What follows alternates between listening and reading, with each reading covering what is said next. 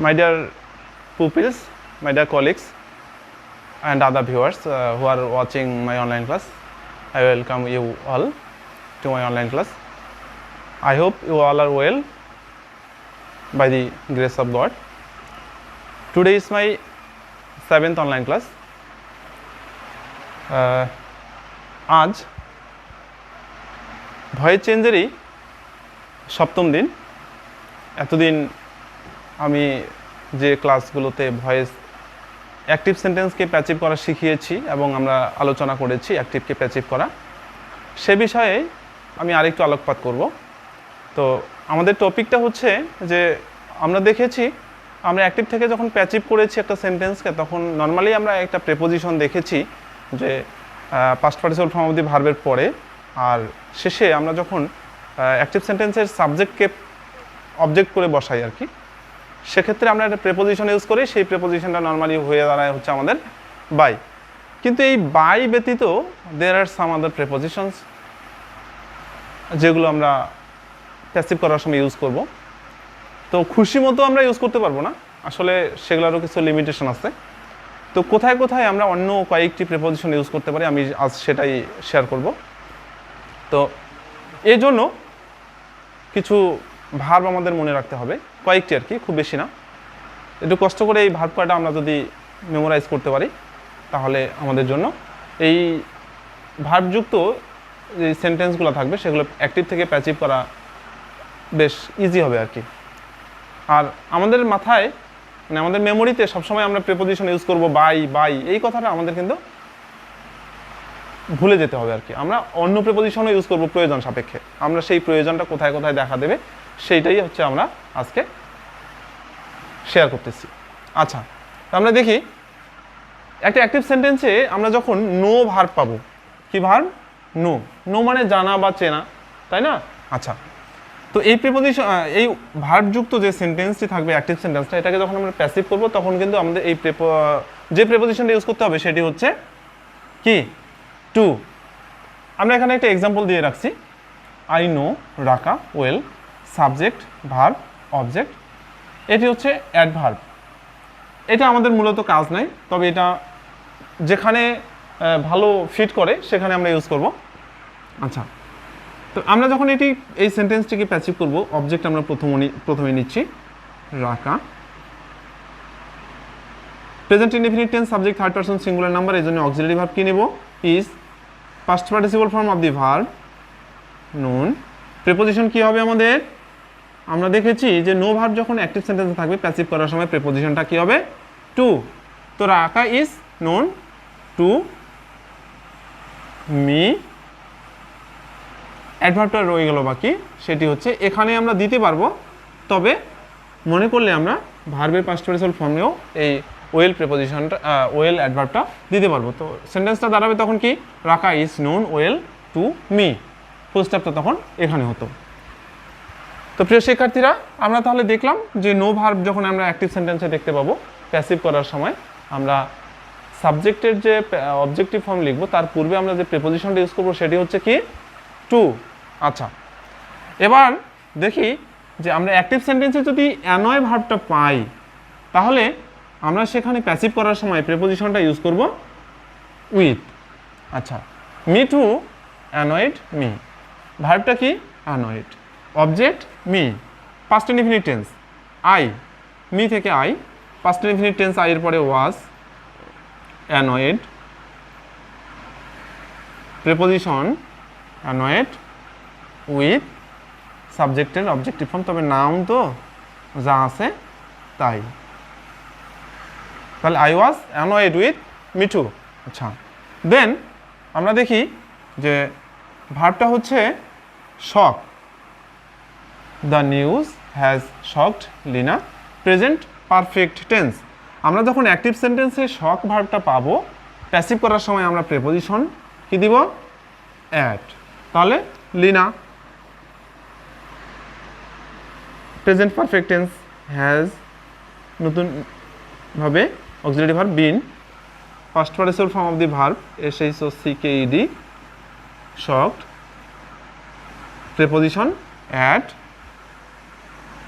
দি news. তাহলে সেন্টেন্সটা দাঁড়ালো Lina has been shocked at the news. আচ্ছা, তারপর আমরা এখানে দেখতে পাচ্ছি the beauty of the garden, অর্থাৎ এখান থেকে গার্ডেন পর্যন্ত এটি হচ্ছে সাবজেক্ট, তারপর ভার্ব হচ্ছে মার্ভেল, এটি হচ্ছে অবজেক্ট, পাস্ট ইনডিফিনিট টেন্স। আচ্ছা, এখানে আমরা ভার্ব পাচ্ছি মার্ভেল। আমরা জানি না যে মার্ভেল ভার্বটার পরে প্যাসিভ করার সময় প্রিপোজিশন আমরা কি ইউজ করব। আমরা দেখি যে মার্ভেলের পরে কি প্রিপোজিশন বসে, অ্যাট। তাহলে আমরা প্যাসিভ করলে কি হবে, we, past indefinite tense we এর পরে war, past participle form of the verb marveled at the beauty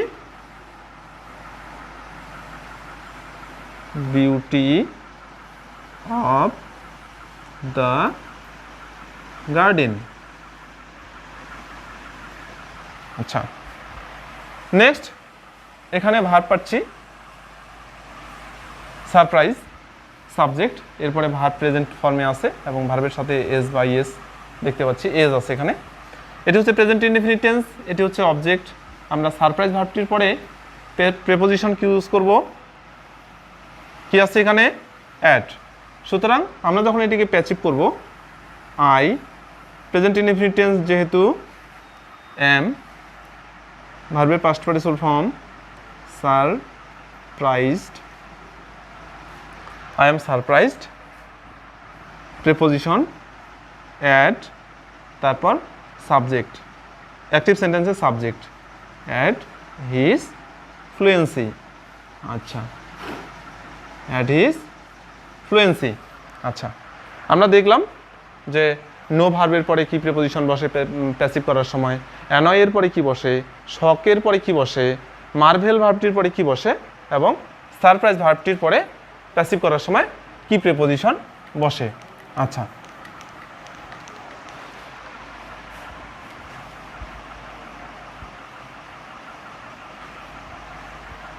এবারে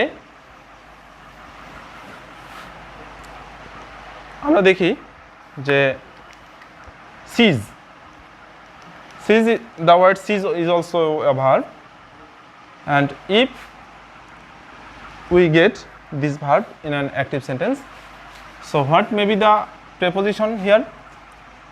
The sentence is in past indefinite tense, I, past indefinite tense, after I auxiliary verb is was, seized, ACIZED, prepositionটা কি, preposition হলো with।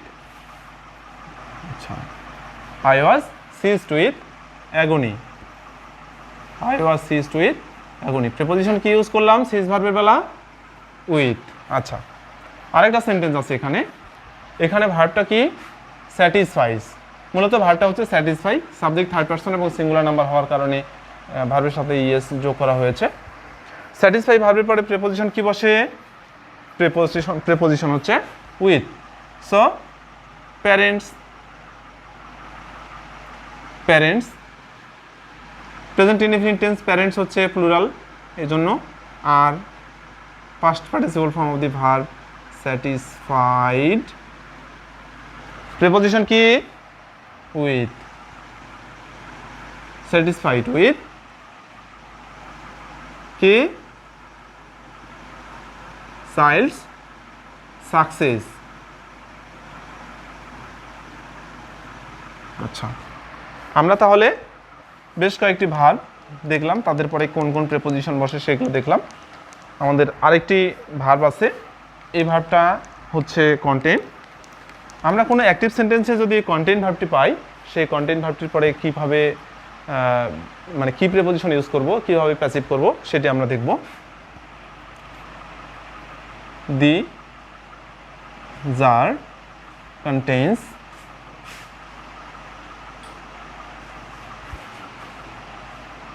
three liters of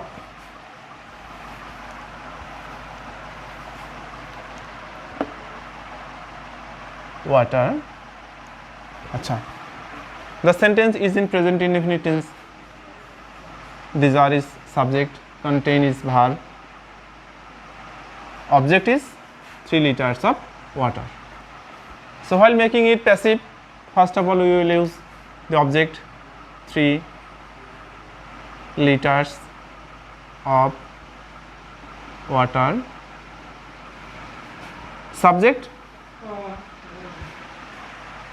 consists of 4 words, but here this is a phrase and this is third person and singular number. So according to present indefinite tense, the auxiliary verb will be is, past participle form of the verb, 3 liters of water is contained.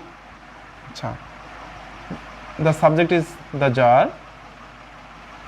আমরা jar মানে পাত্র বা কলস, এর মধ্যে যখন আমরা একটা জিনিস রাখি অর্থাৎ লিকুইড জাতীয় জিনিস রাখি সেটি ওর ভিতরে চলে যায়, যে কারণে প্রেপোজিশনটা কি দাঁড়ায়, ইন অর্থে ভেতর বোঝায় বা মধ্যে বোঝায়, যে কারণে প্রেপোজিশনটা এখানে কি হয়, ইন। তাহলে সেন্টেন্সটা দাঁড়ালো 3 liters of water is contained in the jar. My dear learners, আশা করি তোমরা বেশ ভালোই বুঝতে পারছো। আশা করি ভার্ব কয়েকটা সহ এরপরে যে প্রেপোজিশনগুলো বসে সেগুলো তোমরা মনে রাখবা। আমি জাস্ট একটা এক্সাম্পল দিব প্র্যাকটিসের জন্য। হু নোস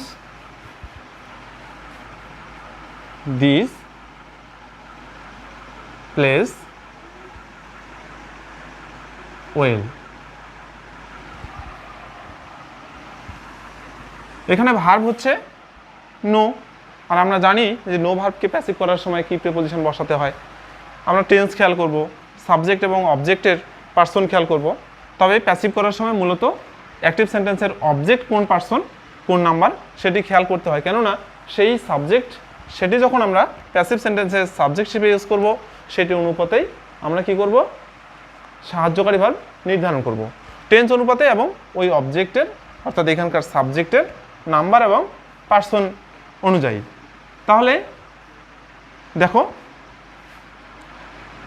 আচ্ছা সেন্টেন্সটা কিন্তু ইন্টারোগেটিভ। আরেকটা কথা খেয়াল রাখতে হবে, ধরে নিলাম সেন্টেন্সটা এটি হতো, যদি he knows this place well, তখন সেন্টেন্সটা শেষে আমরা কি পেতাম, ফুল স্টপ পেতাম। তাহলে সেন্টেন্সটা হতো যে this place is known to him well. এখানে কি দিতাম, ফুল স্টপ দিতাম। কিন্তু এখানে যেহেতু হু আছে, হু এর অবজেক্টিভ ফর্ম কি, হুম। আচ্ছা, এই হুমটা ডাব্লিউএস ওয়ার্ড, যে কারণে এই ডাব্লিউএস ওয়ার্ডটি আমরা সেন্টেন্সের পিছনের দিকে রাখবো না। আচ্ছা, এখানে যদি হু থাকে তাহলে সেন্টেন্সটা ইন্টারোগেটিভে পরিণত হয়, আর যেহেতু ইন্টারোগেটিভে পরিণত হয় সেহেতু আমরা ইন্টারোগেটিভ অ্যাক্টিভ সেন্টেন্সটাকেই প্যাসিভ করব। সেক্ষেত্রে কি করব, এই ডাব্লিউএস ওয়ার্ডটি আমরা সেন্টেন্সের শুরুতে নিয়ে আসবো। শুরুতে নিয়ে আসলে কি হবে, তাহলে টু হুম আসবে, টু হুম।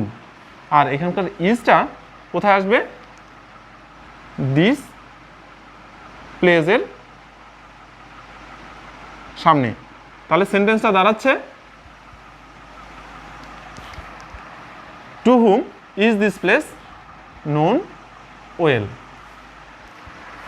তো প্রিয় শিক্ষার্থীরা, আশা করি বুঝতে পারছো যে আমরা নর্মালি একটা অ্যাক্টিভ সেন্টেন্সকে প্যাসিভ করার সময় যে প্রিপোজিশন ইউজ করি সেটি হচ্ছে বাই, কিন্তু অন্য বেশ কিছু ভার্ব আছে, বেশ কয়েকটি ভার্ব আছে যেগুলো ভার্ব যখন আমরা প্যাসিভ করতে যাই তখন প্রিপোজিশন হিসেবে আমরা কখনো টু ইউজ করি, কখনো অ্যাড ইউজ করি, কখনো উইথ ইউজ করি, এটসেট্রা। আচ্ছা, তো এই প্রিপোজিশনগুলো এবং এই ভার্বগুলো তোমরা মনে রাখবা যাতে ভুলে না যাও। এই প্রিপোজিশনগুলো ভালো করে যদি মনে রাখো তাহলে পরীক্ষায়, বিশেষ করে তোমাদের এসএসসি পরীক্ষার জন্য আর কি, 6 to 8 জন্য ততটা ইম্পর্টেন্ট নয়, 9, 10 বিশেষ করে এসএসসি পরীক্ষার জন্য বেশ ইম্পর্টেন্ট, তোমরা মনে রাখবা। তো ঠিক আছে, আজকে এ পর্যন্তই, সবাই ভালো থাকো।